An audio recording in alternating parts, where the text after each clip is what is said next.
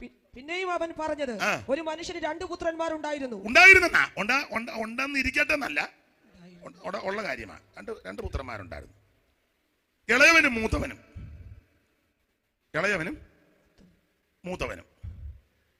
വീട്ടിലാണെങ്കിലും ഇളയ പിള്ളേർക്ക് അല്പം സ്വാതന്ത്ര്യവും അധികാരവും. ചില വീടുകളിൽ മൂത്തവരങ്ങ് ഒതുങ്ങും, ഇല്ലയോ? ഒരെണ്ണം ഒതുങ്ങുന്നതല്ലതാ. ഞാൻ ന്യായമായ 1-2 കാര്യം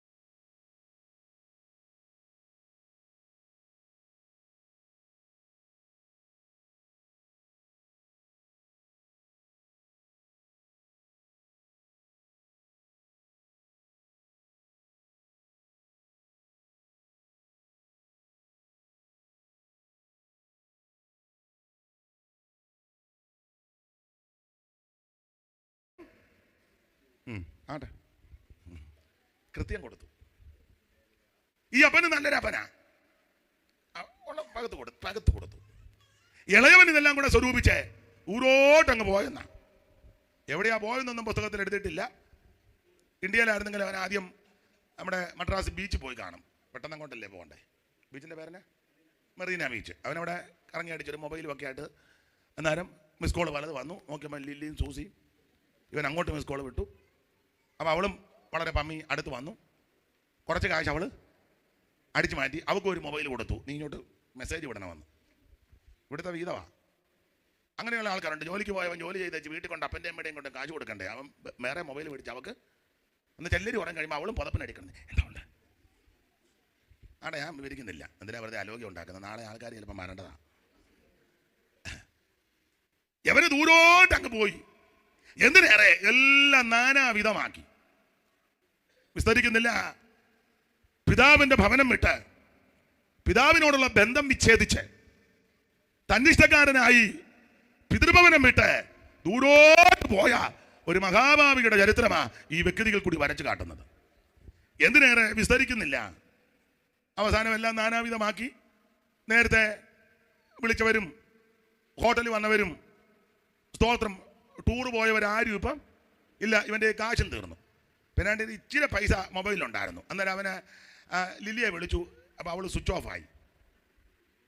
അവൻ്റെ കൂട്ടുകാരൻ സാമിനെ വിളിച്ചപ്പോൾ അവനെ പ്രതികരിക്കുന്നുമില്ല. വേറൊരുത്തനുണ്ടായിരുന്നു, അവന് കാര്യങ്ങളൊക്കെ ആയിരുന്നു, അവന് മിണ്ടുന്നില്ല. ചുരുക്കി പറഞ്ഞാൽ എല്ലാവരും കൈവിട്ടു. അപ്പോൾ അവന് മനസ്സിലായി പരുവക്കേടാ. മുട്ടു വന്നു തുടങ്ങി. അങ്ങനെ എഴുതിയേക്കുന്നത്, അവന് മുട്ടു വന്നു തുടങ്ങി. സ്തോത്രം. 2, അവന് മനസ്സിലായി ഞാൻ നശിക്കാൻ പോവുക.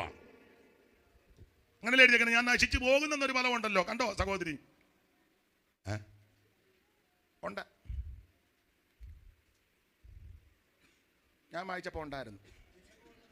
അതാ വിശപ്പ് കൊണ്ട് നശിച്ചു പോകും. ഞാൻ നശിച്ചു. 1, ഇവന് മനസ്സിലായി പരുവക്കേടാ, മുട്ടു വന്നു തുടങ്ങി. 2, ഞാൻ നശിക്കാൻ തുടങ്ങി. 3, അവന് മനസ്സിലായി ഞാൻ മഹാഭാവിയാ. വിസ്തരിക്കുന്നില്ല. എല്ലാം നഷ്ടപ്പെട്ട് മുട്ടും വന്നു. ദേശത്തിലൊരു പൗരനെ ചെന്ന് ആശ്രയിച്ചു. പക്ഷേ നീ അവിടെ പോ, അവിടെ ഇരിക്കും, ഇവിടോട്ടിരിക്കാൻ അവിടെ വന്നില്ല, എന്ത് അവിടെ പോ, അവിടെ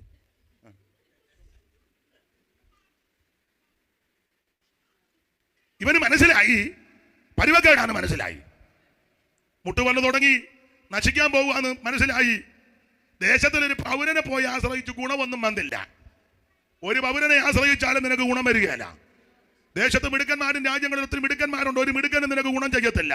ഇന്ന് രാത്രി നിനക്ക് ഗുണം ചെയ്യുവാൻ, നിന്നെ രക്ഷിക്കുവാൻ, നിന്നെ വിടിവിക്കുവാൻ കഴിവുള്ള ഒരുവനുണ്ട്. അത് മറ്റാരുമല്ല, നസറായനാകുന്ന യേശുക്രിസ്തു. പന്നി തിന്നുന്ന വാള വരെ തിന്നാൻ ആഗ്രഹിച്ചു. കുട്ടം പന്നിക്ക് പോലും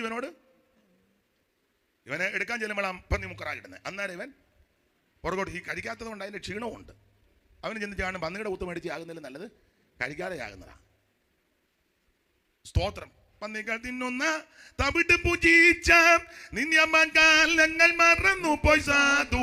മന്നവനെ തിരുമേശയിൽ നിന്നും സ്വർണ്ണകര ഭോജനം ഞാൻ തിന്നു വരും നിന്നും. കാരുണ്യ പൂരാ കടലേ കരളലിയുഗ ദിനമന്നു. കാരുണ്യ പൂരാ കടലേ. ചുരുക്കി പറഞ്ഞാൽ ഈ വേണവരെ തിന്നാൻ ആഗ്രഹിച്ചെങ്കിലും കിട്ടിയില്ല. എല്ലാം 1 മുട്ട് വന്നു തുടങ്ങി. 2, ആഗ്രഹിച്ചതൊന്നും കിട്ടുന്നില്ല. പൗരനിൽ പോയി ആശ്രയിച്ചു, രക്ഷയില്ല. അവന് മനസ്സിലായി നശിക്കാൻ പോവുക. അവൻ ഒടുവിൽ മനസ്സിലായി ഇനി ഒരൊറ്റ രക്ഷയുള്ളൂ. എൻ്റെ അപ്പൻ്റെ വീട്ടിൽ എത്രയോ കൂലിക്കാർ തിന്ന് ശേഷിപ്പിക്കുന്ന ഞാനോ ഇവിടെ വിശപ്പ് കൊണ്ട് നശിച്ചു പോകുക. ഞാൻ എൻ്റെ അപ്പൻ്റെ അടുക്ക ചെല്ലും, എന്നിട്ട് അപ്പനോട് പറയാം, അപ്പാ ഞാൻ നിന്നോടും സ്വർഗത്തോടും പാപം ചെയ്തു എന്ന് പറഞ്ഞാൽ ഇവന് മനസ്സിലായി ഞാനൊരു പാപിയാണ്. Praise the Lord.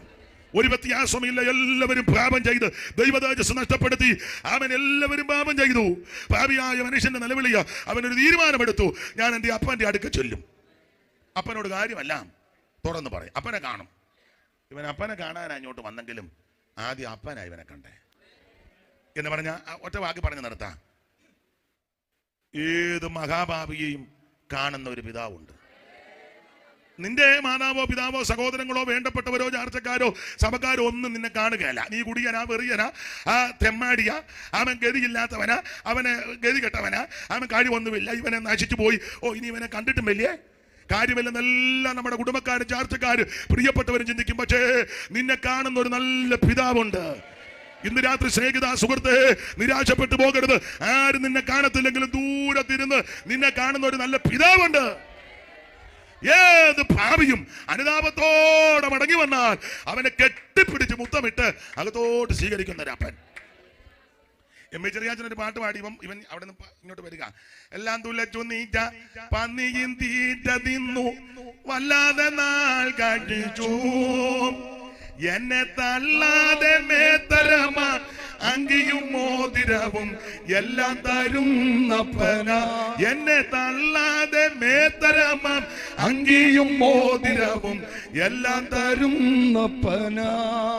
അപ്പൻ ഇവനെ കെട്ടിപ്പിടിച്ച് മുത്തമിട്ടതെല്ലാം കൊടുത്തു. സ്തോത്രം. അവനെ അവിടുന്ന് വന്നപ്പോ പാടിയ വരിയുണ്ട്.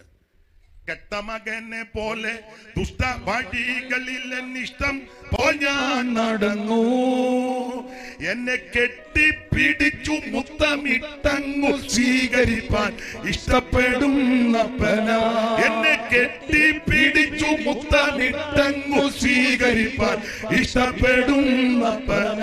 അമ്മൻ എന്നും എന്നെന്നും എന്നുടയവൻ മാറാതെ കൃപ തീരാതെ. നിന്നെ കെട്ടിപ്പിടിച്ച് മുത്തമിടുന്ന ഒരു അപ്പനുണ്ട്. നീ കെട്ടമകനെ പോലെ ദുഷ്ടവഴികളിലൊക്കെ നടന്നെങ്കിൽ ആരും നിന്നെ ഗവനിക്കുന്നില്ല, ആരും നിനക്ക് സഹായമില്ലെങ്കിൽ ഇന്ന് രാത്രി സ്നേഹിത, സുഹൃത്തെ, മാതാവേ, പിതാവേ, അനുതാപത്തോടെ മടങ്ങി വന്നാൽ നിന്നെ കെട്ടിപ്പിടിച്ച് മുത്തമിട്ട് അവൻ വീട്ടിൽ കൊണ്ടുപോയി നിന്റെ കാലിന് ചെരുപ്പിട്ട് അവൻ പ്രൈസ് ദി ലോർഡ് നിനക്ക് വേതനമായ അങ്കി തന്ന് ശ്രേഷ്ഠമായ ഭോജനം തരുന്ന ഒരു പിതാവ് സ്വർഗത്തിലുണ്ട്. ഹല്ലേലൂയ. ഇന്ന് രാത്രി ദൈവത്തിലേക്ക് മടങ്ങി വാ. ആമേൻ. ഹല്ലേലൂയ. വീട്ടിലേക്ക് മടങ്ങി വാ, വീട്ടിലേക്ക് മടങ്ങി വാ. ദൂരത്ത് നിന്ന് അപ്പനവനെ കണ്ടു. സ്തോത്രം. ദൂരത്ത് നിന്ന് കാണണം. രണ്ടാമതായിട്ട് ദൂരത്ത് നിന്ന് കാണണ്ട കാര്യം മത്തായി സുവിശേഷം 27-ാം അധ്യായത്തിന്റെ 55-ാം വാക്യം വായിച്ചേ. ദൂരത്ത് നിന്ന് കാണേണ്ട രണ്ടാമത്തെ കാര്യം. പെട്ടെന്ന്.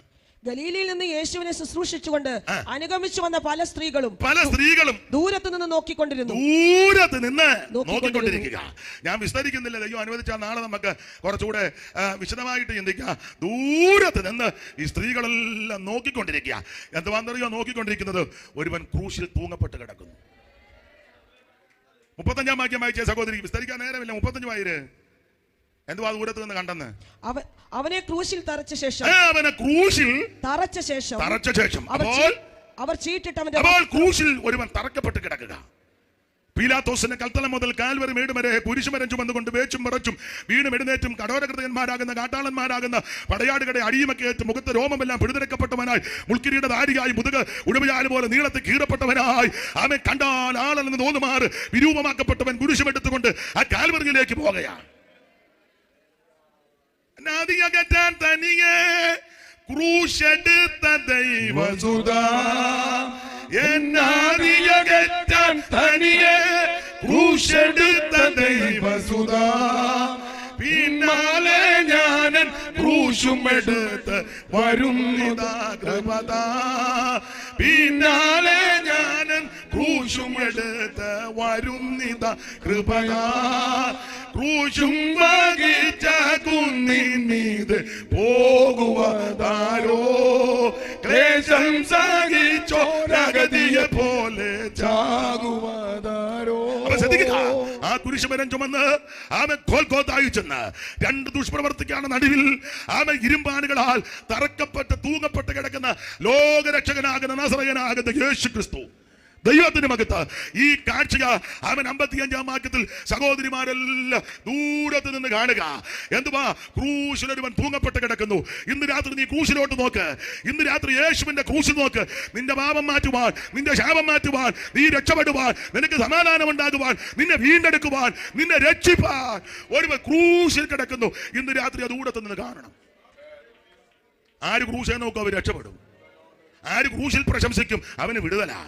എനിക്കോ നമ്മുടെ കർത്താവാകുന്ന യേശു ക്രിസ്തുവിന്റെ ക്രൂശിലല്ലാതെ പ്രശംസിപ്പാൻ ഇടവരരുത്. ക്രൂശിൽ നോക്കി ആർക്കും ദോഷം വന്നിട്ടില്ല. ആ ക്രൂശിൽ നോക്കി ഒരുവനും നശിച്ചു പോയിട്ടില്ല. അവൻ സകല മനുഷ്യരുടെ രക്ഷയ്ക്ക് കാരണമായ ഒരുവനേ ഉള്ളൂ, അത് നസറയനാകുന്ന യേശു ക്രിസ്തു. ഇന്ന് രാത്രി ആ ക്രൂശിങ്കിലേക്ക് കൺകുളിയർത്ത് നിനക്ക് നിന്റെ കുടുംബത്തിന് രക്ഷയാ. പെട്ടെന്ന് രണ്ട് കാര്യം കൂടെ പറഞ്ഞ് അങ്ങിരിക്കാം. ഒന്ന്, ദൂരത്ത് നിന്ന് അപ്പം കണ്ടു പാപിയായ മനുഷ്യനെ.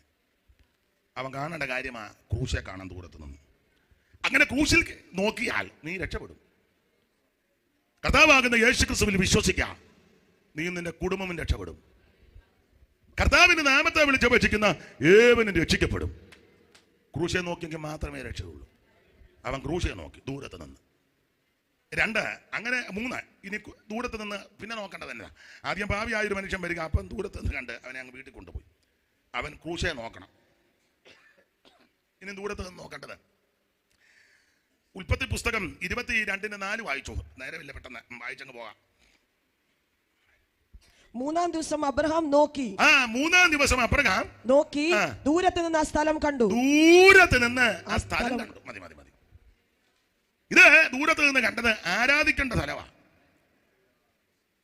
നീ അതിലെല്ലാം പോയി കൈയടിച്ച് നടക്കാതെ അവിടെ ഒരാഴ്ച പോയി, അപ്പുറം 2 ആഴ്ച പോയി, പിന്നെ അവിടെ ചെന്ന് എവിടെ ചെന്നാലും പുള്ളി ഒരു വെളിവില്ലാതെ നടക്കുന്ന ആൾക്കാരുണ്ട്.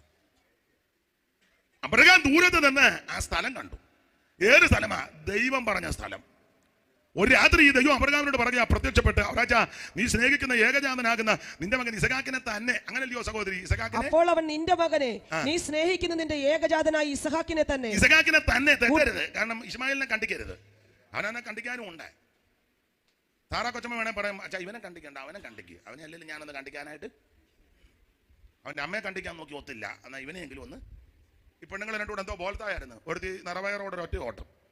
അയ്യോ, പൂർണ്ണ ഗർഭിണിയായ ഒരു സ്ത്രീ ഒരു വീട്ടിൽ നിന്ന് ഓടണമെങ്കിൽ ആ വീട്ടിൽ നിന്ന് തള്ള ഏത് വകുപ്പാ? അല്ല, നിങ്ങൾ അമ്മമാരും സഹോദരിമാരും അല്ലേ? പൂർണ്ണ ഗർഭവതിയായ ഒരു സ്ത്രീയെ നിറവയറോടെ ഒരു വീട്ടിൽ നിന്ന് ഓടണമെങ്കിൽ മറ്റേ പുള്ളിക്കാർ നല്ല ആറ്റം സൈസാ.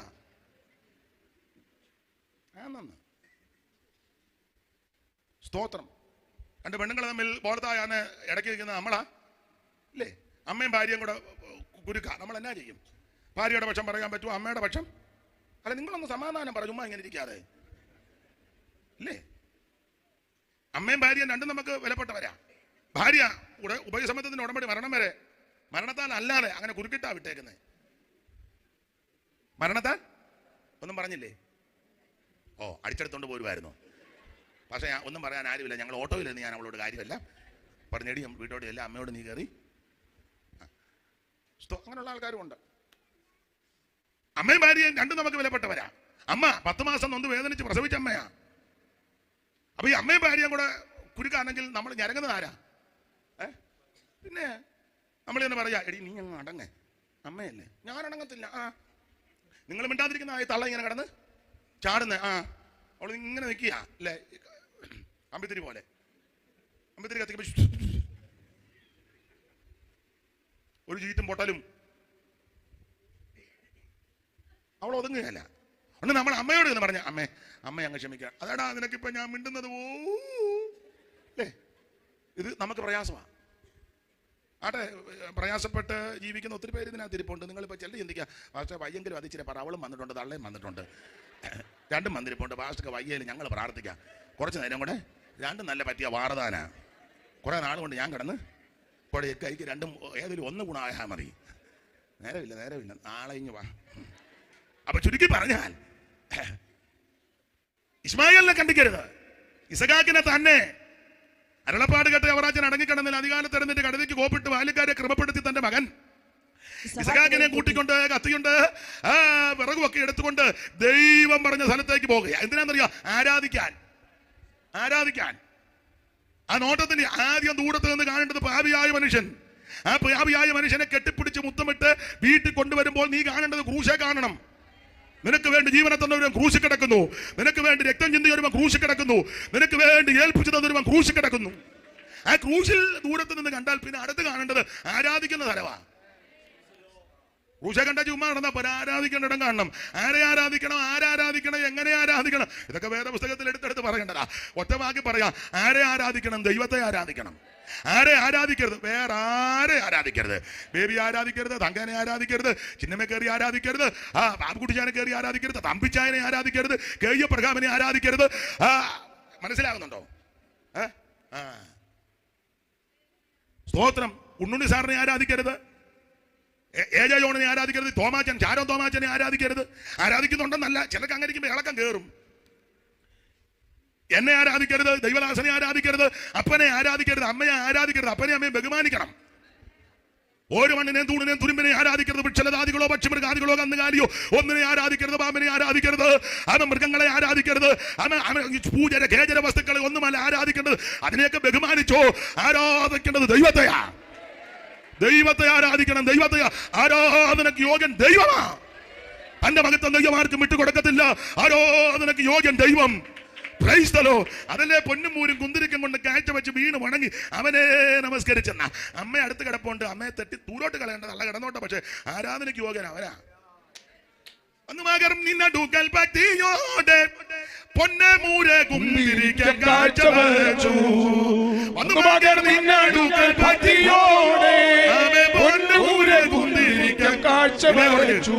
ഓ വന്നുമാകർ നിന്നടുക്കൽ ഭക്തിയോടെ പൊന്നമൂരെ കുന്തിരിക്കാൻ കാഴ്ച വെച്ചു. ഉന്നതാധികാരമുള്ള സന്നമിച്ചു ഘോഷിക്കുന്നീതാ നിജംഗമായ സിയോൻ മണവാളനെ, ശ്രീനരപതിയെ സിയോൻ മണവാളനെ, നാചപാത്രമായ ലോകം ആകെ ഉദ്ധരിപ്പതിന് കന്യകയിൽ ജാതനായി വന്ന ശ്രീനരപതിയെ സിയോൻ മണവാളനെ. ആരാധനക്ക് യോഗ്യൻ അവൻ ദൈവം തമ്പുരാനാ. ആരെ ആരാധിക്കണം? ദൈവത്തെ ആരാധിക്കണം. ആരെ ആരാധിക്കരുത്? വേറെ ആരെ ആരാധിക്കരുത്? ഇനി ആരെ ആരാധിക്കേണ്ടത്?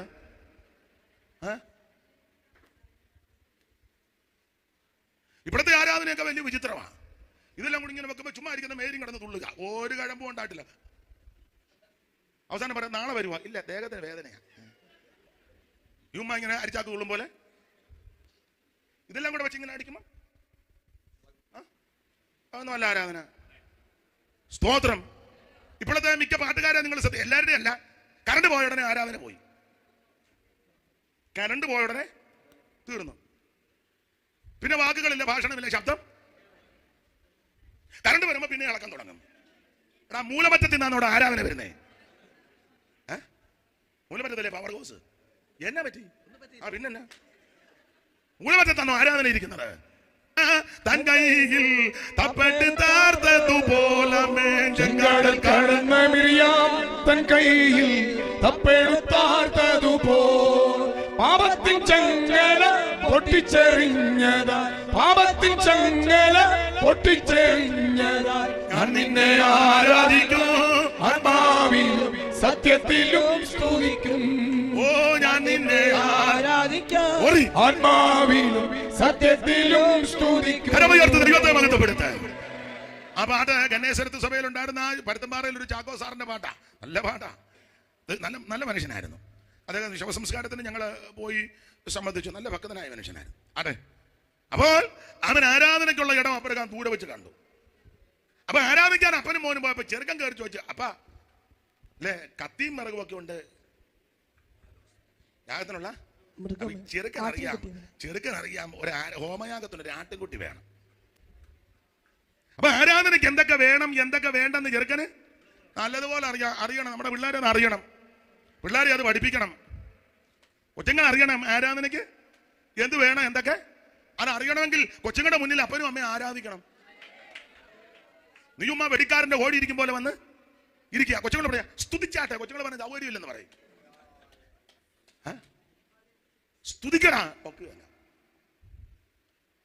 നമ്മൾ അവരെ ആരാധിപ്പിക്കണമെങ്കിൽ ആദ്യം സ്റ്റേജായിരിക്കുന്ന ഞാൻ സകലം ആരാധിക്കണം. മാതൃക കാണിച്ചു കൊടുക്കണ്ടേ? ഞാൻ പിള്ളേരോട് പറഞ്ഞു ആദ്യത്തെ പാഠം എല്ലാവരും സ്ട്രെയിറ്റ് ആയിട്ട് നടക്കണം. നമ്മളെ പറ്റി ഒരു ആക്ഷേപമുണ്ട്. നമ്മളല്ല കറങ്ങി നടക്കുന്നതാണ് ഒരു ആക്ഷേപം. ക്ലാസ് എടുക്കുക. അമ്മ ഞണ്ട്. മക്കളെ നിങ്ങളെല്ലാവരും നേരെ ഉടനെ ഒരു കുഞ്ഞഞ്ഞണ്ട്. അപ്പൊ സൂത്രക്കാരനാ മമ്മി ഒന്ന് നടന്ന് കാണിക്കാൻ.